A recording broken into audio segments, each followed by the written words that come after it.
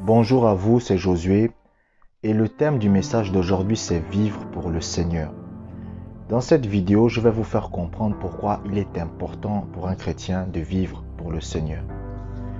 La première chose qu'il vous faut comprendre tout simplement, c'est que votre vie appartient à Dieu. Est-ce que vous comprenez? Écoutez, vous n'êtes pas sur terre pour faire plaisir aux hommes. Vous n'êtes pas sur terre pour vous marier. Vous n'êtes pas sur terre pour devenir riche. Vous n'êtes pas sur terre pour avoir beaucoup d'enfants, bien que ces choses ne soient pas mauvaises. C'est-à-dire que si vous vous mariez, il n'y a absolument aucun problème avec ça. Si vous avez beaucoup d'enfants, il n'y a pas de problème avec ça. Si vous avez beaucoup d'argent, Dieu n'a absolument aucun problème avec ça. Mais le souci, c'est que lorsque ces choses deviennent la priorité de votre vie, alors à ce moment-là, il y a un problème. Lorsque vous lisez la Bible, par exemple, la Bible va nous raconter l'histoire d'un homme qu'on appelait Salomon.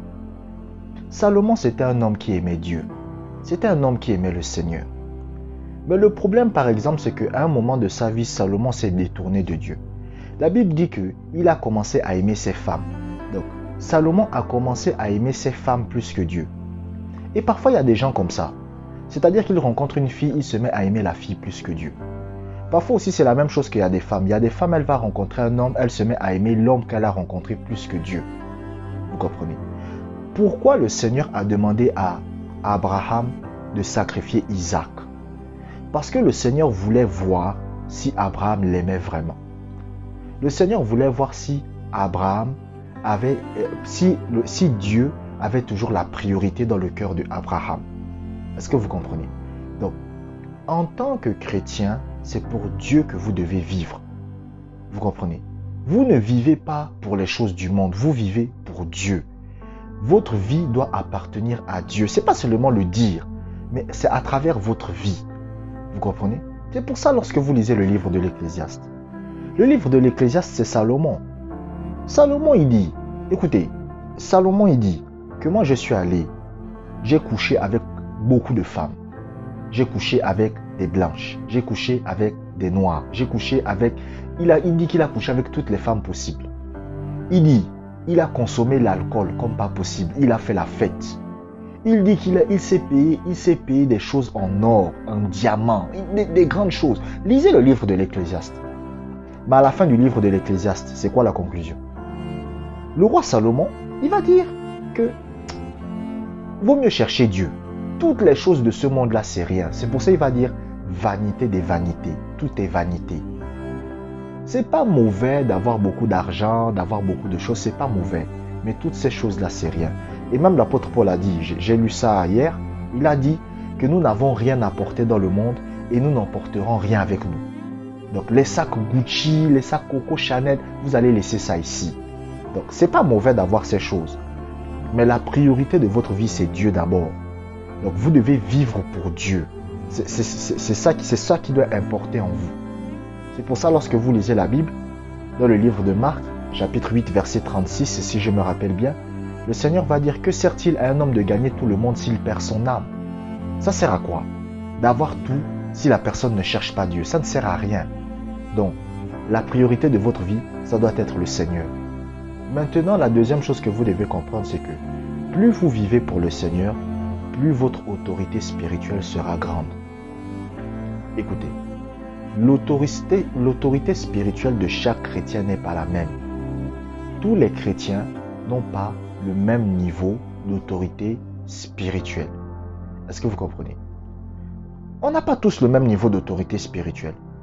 Et le niveau d'autorité spirituelle que chaque chrétien a est toujours proportionnel à son niveau de consécration à Dieu. Donc, vous savez, il y a des chrétiens, ils veulent le beurre et l'argent du beurre. Vous comprenez? En fait, les chrétiens d'aujourd'hui, c'est comme des gens qui vont dans un magasin. C'est-à-dire, voici quelqu'un qui rentre dans un magasin et il dit, je veux que vous me donniez un téléphone. Mais il ne veut pas donner de l'argent. Vous comprenez? Il veut le téléphone gratuit. C'est ça la génération d'aujourd'hui. Est-ce que vous comprenez? Vous devez comprendre que l'autorité spirituelle, il y a un prix à payer pour l'avoir. Et le prix à payer pour l'avoir, c'est la consécration.